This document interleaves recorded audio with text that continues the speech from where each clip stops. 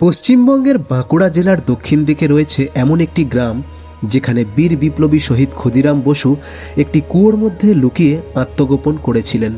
এই জায়গাটা সম্পর্কে আপনার কি মতামত? এটা একদম সত্যি বাস্তব? হ্যাঁ, এটা আগেকার যা পূর্বপুরুষ দাদুদের কাছে যা শুনেছি, হ্যাঁ এটা বাস্তবে।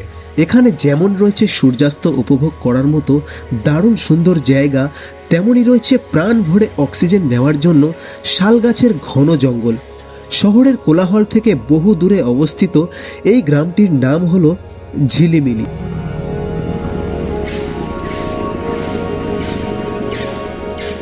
জঙ্গলমহল এলাকার অন্তর্গত হওয়ায় এখানে স্থানীয় মানুষদের জীবনযাত্রা বেশ কঠিন।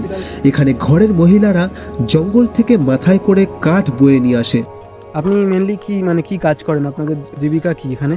জীবিকা বলতে ওই যেটা আমাদের চাষবাস যেটুকু আছে সেটুকু করে। আর তো এইরকম একটা গ্রামে একটা দিন থাকার অভিজ্ঞতা কেমন হয় সেটা দেখতে আমি গিয়ে উঠেছিলাম এই গ্রামেরই এক হোমস্টেতে, যেখানে ভোরবেলা ঘরের বাইরে পা রাখলেই সূর্যোদয়ের দেখা মেলে, যেখানে চারিদিকে রয়েছে সুন্দর করে সাজানো ফুল গাছের সারি।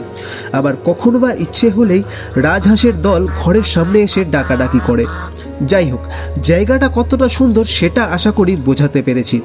এইবার বলি, এইরকম একটা জায়গার খোঁজ আমি পেলাম কিভাবে।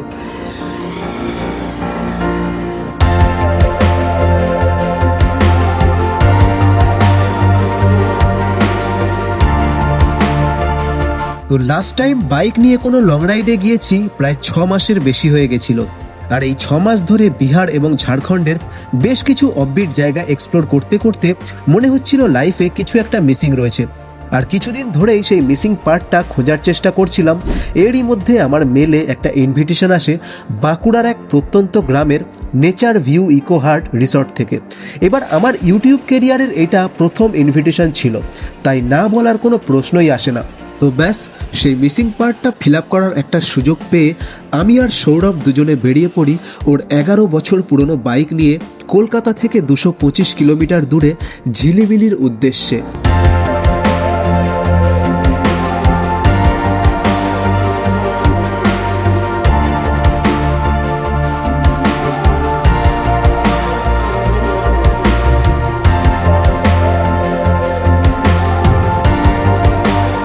তো প্রায় 6 মাস পরে আবার বাইকে করে কোনো একটা লং রাইডে যাচ্ছি। আর কোথায় যাচ্ছি ইন্ট্রো দেখে আশা করি সেটা বুঝতেই পেরেছো। আর আমি একা যাচ্ছি না, এবারে সৌরভ যাচ্ছে আমার সাথে, আর সৌরভের বাইকেই যাচ্ছি। এই হচ্ছে সৌরভের বাইক। আর এখন আমরা যে জায়গাটায় দাঁড়িয়ে রয়েছি এই জায়গাটার নাম হচ্ছে বইতা। এখান থেকে আর 65 কিলোমিটার মতো বাকি রয়েছে। জাস্ট ঝাড়গ্রাম বাঁ দিকে বাইপাস হয়ে বেরিয়ে গেল। এবং তারপর প্রায় 6 ঘন্টা ধরে বাইক রাইডের মজা নিতে নিতে বেলা 2টো নাগাদ এসে পৌঁছালাম ঝিলিমিলির নেচার ভিউ ইকো হার্ট রিসর্টে।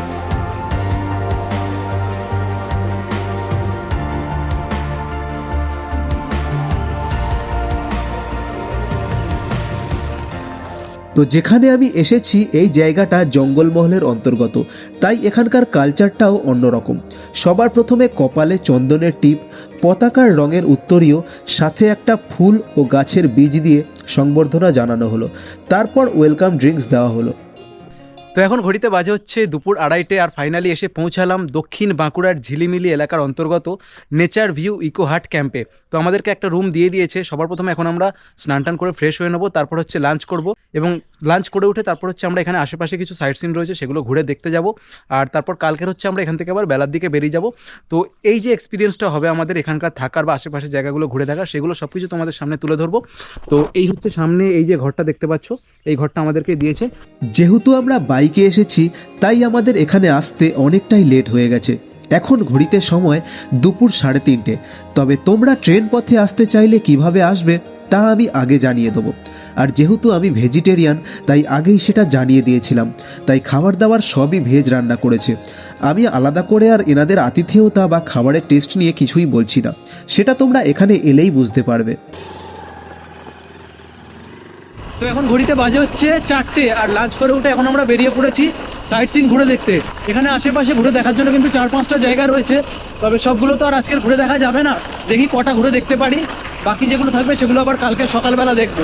এই গ্রামের আশেপাশে যে কটা ঘোরার জায়গা রয়েছে তা সবই প্রায় 8 থেকে 10 কিলোমিটার দূরে, আর আজকের সূর্যাস্ত হতেও বেশি বাকি নেই। তাই লাঞ্চ করার সময় ওনাদের থেকে জানলাম এখানে একটা ড্যাম আছে যার নাম তালবেরিয়া, আর ওই ড্যাম থেকে সূর্যাস্তটা দারুণ উপভোগ করা যায়।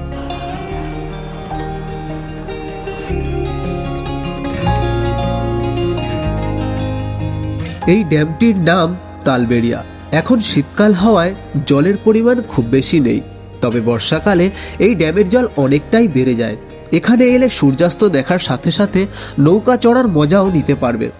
তো এইখানটায় যে নৌকাগুলো রয়েছে, এই নৌকাতে একটা দাদা রয়েছে, দেখি জিজ্ঞেস করে দেখি এখানে নৌকার কেমন কি চার্জ রয়েছে। দাদা, নৌকার কেমন কি ভাড়া রয়েছে? এখন একটু জল বেশি আছে তো পুরো লেকটা ঘুরতে যদি একজন দুজন তিনজন আসে তাহলে 300 টাকায় নেওয়া হয়, দুজনেও যায় অনেকে 300 টাকা ভাড়া করে। আচ্ছা, হ্যাঁ, দিনে এবার যখন 5 জন 6 জন 10 জন পর্যন্ত 100 টাকা করে নেওয়া হয় পার হেড।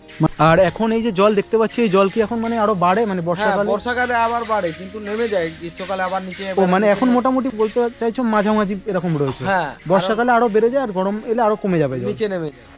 কিছুক্ষণ এখানে দাঁড়িয়ে থেকে তারপর আমি ড্যামের উল্টো দিকে সানসেটটা দেখতে গেলাম এবং তারপর আবার আমাদের রিসর্টে ফিরে গেলাম।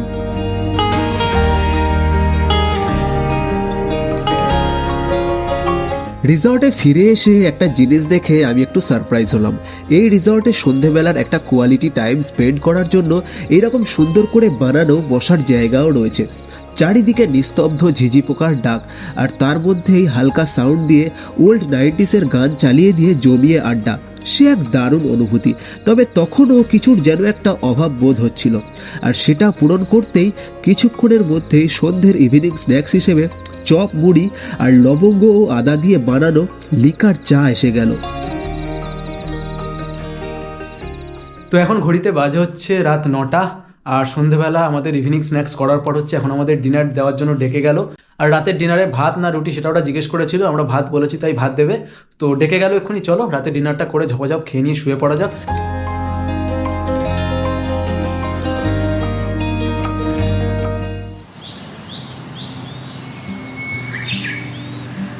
কি দারুণ একটা মায়াবী সকাল, তাই না? চারিদিকে কুয়াশা মাখা এরকম একটা সকাল শহরের ইটপাথরের দেয়ালের ফাঁকে দেখা দেয়। কাল রাতে মাটির কুড়ে ঘরে দারুণ ঘুম হয়েছে, আর ভোরবেলা ঘুম থেকে উঠে ঘরের বাইরে পা রাখতেই পূব আকাশে একটা দারুণ সূর্যোদয় চোখে পড়ল। Good morning. এখন ঘড়িতে বাজে হচ্ছে সকাল 7টা, আর ওইদিকে সূর্যোদয় হচ্ছে, খুব সুন্দর দেখতে লাগছে। আমি একটা টাইম ল্যাপস বসিয়ে দিয়েছি সূর্যোদয়ের জন্য। আর গতকাল যেহেতু আমাদের আসতে অনেকটাই বেলা হয়ে গিয়েছিল, তাই কিন্তু আমরা এই গ্রামটা ভালোভাবে ঘুরে দেখার সময় পাইনি। কিন্তু আজকের এখন একটু ফ্রেশ হয়ে নিয়েই বেরিয়ে যাব গ্রামটাকে ভালোভাবে ঘুরিয়ে দেখার, আর তার সাথে সাথে তোমাদেরকে এই প্রপার্টিটা কেমন সেইটাও ঘুরিয়ে দেখাবো।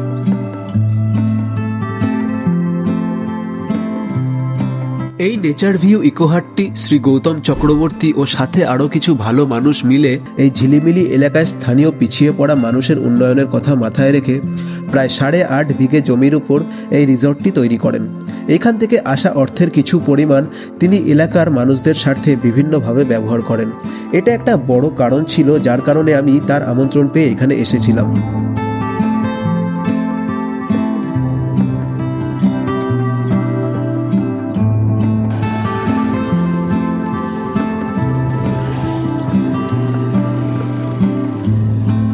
সকাল 8টা নাগাদ আমরা বেরিয়ে গেলাম গ্রামটা ঘুরে দেখতে। কাল রাতে ডিনারের সময় জেনে নিয়েছিলাম এখানে ঘুরে দেখার মতো কি কি রয়েছে। তার মধ্যে যেটা সবথেকে আমার মন কেড়েছে সেটা হলো ছেদা পাথর নামের একটি জায়গা, যার দূরত্ব রিসর্ট থেকে 13 কিলোমিটার। ছেদা পাথর পৌঁছানোর পথে রাস্তা পাহাড়ের উপরের দিকে বেশ চড়াই ছিল, আর দুধারে শাল গাছের ঘন জঙ্গল। এই ছেদা পাথর বিখ্যাত বীর বিপ্লবী শহীদ ক্ষুদিরাম বসুর জন্য। এখানে একটি কুয়োর মধ্যে লুকিয়ে থেকে তিনি ব্রিটিশ ম্যাজিস্ট্রেট সাহেব কিংসফোর্ডকে হত্যার পরিকল্পনা করেছিলেন। এইবার এই জায়গাটার সম্বন্ধে স্থানীয় মানুষদের কি মতামত তা জানার জন্য আমি একজনকে জিজ্ঞেস করলাম। আপনার বাড়ি এখানেই? হ্যাঁ, স্থানীয় আপনি? তো এই জায়গাটা আমরা ঘুরতে এসেছি ঝিলিমিলিতে। ওই জায়গাটা সম্পর্কে শুনলাম যে এখানটা এরকম একটা রয়েছে। তো এই জায়গাটা সম্পর্কে মানে আপনার কি মতামত, মানে এটা একদম সত্যি বাস্তব? হ্যাঁ, এটা আগেকার যা পূর্বপুরুষ দাদুদের কাছে যা শুনেছি, হ্যাঁ, এটা বাস্তবে। আমাদের আমার দাদুর মুখের থেকে যা শোনা হয়েছে, একটা বিশাল একটা বিরাট একটা আম গাছ ছিল তো তখনকার ক্ষতিরাম বসুর আমলে। আর তখন আমরাও দেখেছি মানে মাস বছর 5 আগে ওটা মারা গেছে।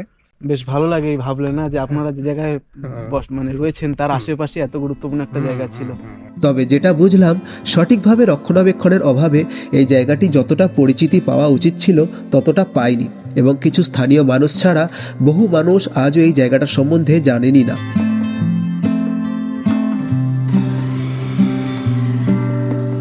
এই ঝিলিমিলি এলাকার আশেপাশে নামকরা দুটো শালের ফরেস্ট ছিল, 12 মাইল ফরেস্ট ও সুতান ফরেস্ট। আমরা ঠিক করলাম এই দুটোর মধ্যে একটা দেখে আসব। ছেদা পাথর থেকে কাছাকাছি ছিল সুতান ফরেস্ট, তাই মাত্র মিনিট 15-র মধ্যেই আমরা এসে গেলাম শাল গাছের ঘন জঙ্গলে ভরা সুতান ফরেস্টে। তো এখন আমরা যে ঘন জঙ্গলটার মধ্যে রয়েছি দেখতে পাচ্ছ, এই ফরেস্টটার নাম হচ্ছে সুতান ফরেস্ট। আর মেন রাস্তা থেকে কিন্তু বাইকে করে পুরো 1 কিলোমিটার ভিতরের দিকে আমরা এলাম। তারপরেও কিন্তু এখনও সামনে রাস্তা কিন্তু অনেকটা চলে গেছে দেখা যাচ্ছে। তো জানি না ফরেস্টের ভিতরে কতদূর যাওয়া যায়, আমরা আর যাচ্ছি না। আর এখানটা কিন্তু কোনো একটা মানে মানুষের চিহ্ন দেখতে পাচ্ছি না, তবে স্থানীয় লোকজন কিন্তু এখানটা আসে দেখে বোঝা যাচ্ছে। তার কারণ হচ্ছে এখানটায় কাঠ কেটে অনেকে ফেলে রেখেছে, শুকনো কাঠ। আর যেহেতু এরকম রাস্তা হয়ে রয়েছে তার মানে গাড়ি ঘোড়া এখান থেকে যাতায়াত করে, স্থানীয় মানুষজন যাতায়াত করে। কেমন লাগছে? খুবই তো ভালো লাগছে, এরকম আমাদের দিকে জঙ্গল তো দেখা যায় না, তো আমাদের দেখছি তো ভালো লাগে। তো দারুণ সুন্দর জায়গাটা। এই জায়গাটা তোমরা যদি আসো অবশ্যই কিন্তু ঘুরে যেও, মানে দু চোখকে আরাম দেওয়ার মতো প্রাকৃতিক দৃশ্য, সবুজে মোড়া ঘন শাল সেগুনের জঙ্গল আর ভরপুর অক্সিজেন কিন্তু এখান থেকে তোমরা মানে উপহার হিসেবে নিয়ে যেতে পারবে। ইনি হলেন এই রিসর্টের কিচেন স্টাফ আনন্দবাবু। আমি ওনাকে বলাতে উনি আমাকে স্থানীয় কিছু মানুষের জীবনযাত্রা কেমন সেটা দেখাতে একজনের বাড়িতে নিয়ে এলেন। তো এখন আমি একটা বাড়িতে এসেছি, মানে বাইরে থেকে তো এতক্ষণ মাটির বাড়িগুলো দেখছিলাম, ভিতরে ঢুকে এসেছি। এই হচ্ছে বাড়ির সামনেটা, আর খুব সুন্দর কিন্তু রং করে বাড়িগুলোকে সাজানো। মাটির বাড়ি হলে কি হবে? বাড়ির ভিতরে ঢুকে সামনে একজনের দিকে আমার নজর গেল এবং তার কাছে গিয়ে আমি জিজ্ঞেস করলাম, আচ্ছা এটা আপনার বাড়ি? হ্যাঁ। আপনি মেনলি কি মানে কি কাজ করেন? আপনাদের জীবিকা কি এখানে? জীবিকা বলতে ওই যেটা আমাদের চাষবাস যেটুকু আছে সেটুকু করে, আর বাকি টাইমে অন্যান্য কেউ যদি কাজে ডাকে কোনো কাজে। কে কে আছে আপনার বাড়িতে, পরিবারে? বাবা, মা, আমি, আমার আচ্ছা। বউ, একটা বাচ্চা আছে। আচ্ছা আচ্ছা, তো এখানটায় যে বাচ্চাদের স্কুল আশেপাশে কোথায় আছে? আমাদের গ্রামে আছে, কত দূর এখান থেকে? 8 কিলোমিটার হেঁটেই যাতায়াত করে বাচ্চারা? হেঁটে যাতায়াত করে। আর কোনো রকম মানে হসপিটাল আশেপাশে কোনো রকম কোনো কিছু এমার্জেন্সি হলে? এমার্জেন্সি হলে প্রাথমিক চিকিৎসা আছে 6 কিলোমিটার দূরে। 6 কিলোমিটার দূরে যেতে হয় তার জন্য? হ্যাঁ। আচ্ছা। তো এই যে ইকোহাট রয়েছে ওখান থেকে আপনাদের কিছু সাহায্য কোনো কিছু সেরকম কিছু করা হয়? ওই মাঝে মাঝে বস্ত্র বিতরণ হয়। বস্ত্র বিতরণ করা হয় মাঝে মাঝে? হ্যাঁ। আচ্ছা। এখানে মানুষের কাছে সুযোগ সুবিধা খুব বেশি নেই। ঘরের পুরুষরা চাষবাস এবং মহিলারা জঙ্গল থেকে কাঠ সংগ্রহ করে জীবিকা নির্বাহ করেন। তবে এই সব কিছুর মধ্যেও এই মাটির বাড়িগুলোর একটা আলাদাই সৌন্দর্য রয়েছে।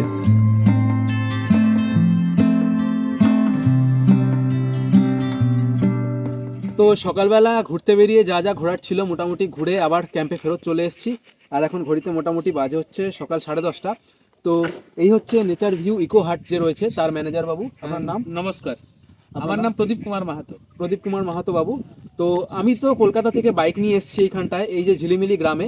তো তোমরা যারা এখানটায় আসতে চাও, এখানটায় আসতে গেলে তোমরা কিভাবে আসবে সেটা একটু দাদার থেকে জেনে নেবো। প্রথমত আপনারা ঝাড়গ্রাম থেকে রেল স্টেশন নামলেন, ঝাড়গ্রাম রেল স্টেশনে নামতে হবে। নামার পরে ওইখান থেকে সব সময় পুরুলিয়াগামী ঝিলিমিলিগামী বাস পাওয়া যাবে। আচ্ছা। ওই বাসে চেপে আপনাদেরকে চাকাডোবার মোড় কিংবা পোড়াডিতে নামতে হবে। চাকাডোবা মোড়? হ্যাঁ, চাকাডোবা আমাদের নেচার ভিউ থেকে 4 কিলোমিটার, Okay. কিংবা ঝিলিমিলিতে নামতে হবে। আচ্ছা। আর ঝিলিমিলি থেকে টোটো ধরে আপনাদের এখানে আসতে হবে। তো এই হচ্ছে তোমরা কিভাবে এখানটায় আসবে সেটা হয়ে গেল। আর আমি তো বাইক নিয়ে এসেছি, আমি আশেপাশে যে 2-4টে জায়গা রয়েছে সেগুলো আমি বাইক নিয়ে ঘুরে এলাম। তো যারা এমনি টুরিস্ট আসবে তাদের জন্য আশেপাশে ঘোরার কি ব্যবস্থা রয়েছে? দেখুন, গাড়ি ঘোড়া? গাড়ি ঘোড়া বলতে এখান থেকে আমাদের গাড়ি রয়েছে পাশাপাশি, এখানে নিজেরাও করতে পারবে গাড়িটা। আচ্ছা, এখান থেকে বললে গাড়ি হয়ে যাবে, এখান থেকে গাড়ির ব্যবস্থা হয়ে যাবে। ব্যবস্থা হয়ে যাবে, ঘোরা যায়, আগে থেকে বললে হয়ে যাবে। হ্যাঁ, একবারে একবারে। এই নেচার ভিউ ইকোহাটে থাকার জন্য মোট 2 রকমের অপশন রয়েছে, মাড হাউস এবং ডিলাক্স এসি কটেজ। আমরা যে রুমটায় ছিলাম সেটা ছিল মাড হাউস, নিত্য প্রয়োজনীয় সব রকম সুবিধা দিয়ে খুব সুন্দরভাবে তৈরি মাটির ঘর।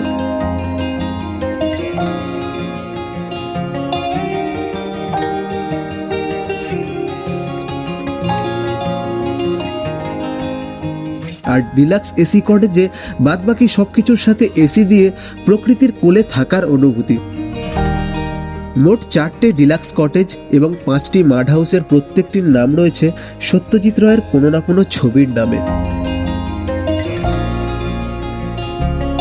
একটা দিন এই নেচার ভিউ ইকোহাট এবং ঝিলিমিলি গ্রামে থাকার অভিজ্ঞতা আমার বেশ ভালোই ছিল। তোমাদের কেমন লাগলো জানাতে ভুলো না। এখন ঘড়িতে বাজে হচ্ছে বেলা 12টা, আর আমরা এই নেচার ভিউ ইকো হাট থেকে বেরিয়ে যাচ্ছি বাড়ির দিকে। তো তোমরা যারা এখানটায় ঘুরতে আসবে, এখানে আশেপাশে যে সমস্ত জায়গাগুলো রয়েছে সেগুলোও ঘুরে দেখবে, তার সাথে সাথে এরকম খুব সুন্দর একটা শান্ত নিরিবিলি পরিবেশে থাকার সুবিধাও পাবে। আর এইখানে থাকার বিনিময়ে তোমরা যে অর্থটা, তোমরা যে খরচাটা এখানটা এসে করবে এখানে থাকার বিনিময়ে, সেই অর্থের কিন্তু কিছু অংশ হলেও এখানকার স্থানীয় পিছিয়ে পড়া মানুষদের উন্নতির কাজে ব্যবহার হবে। তো তোমরা এখানে আসতেই পারো, আশা করি তোমাদের ভালো লাগবে।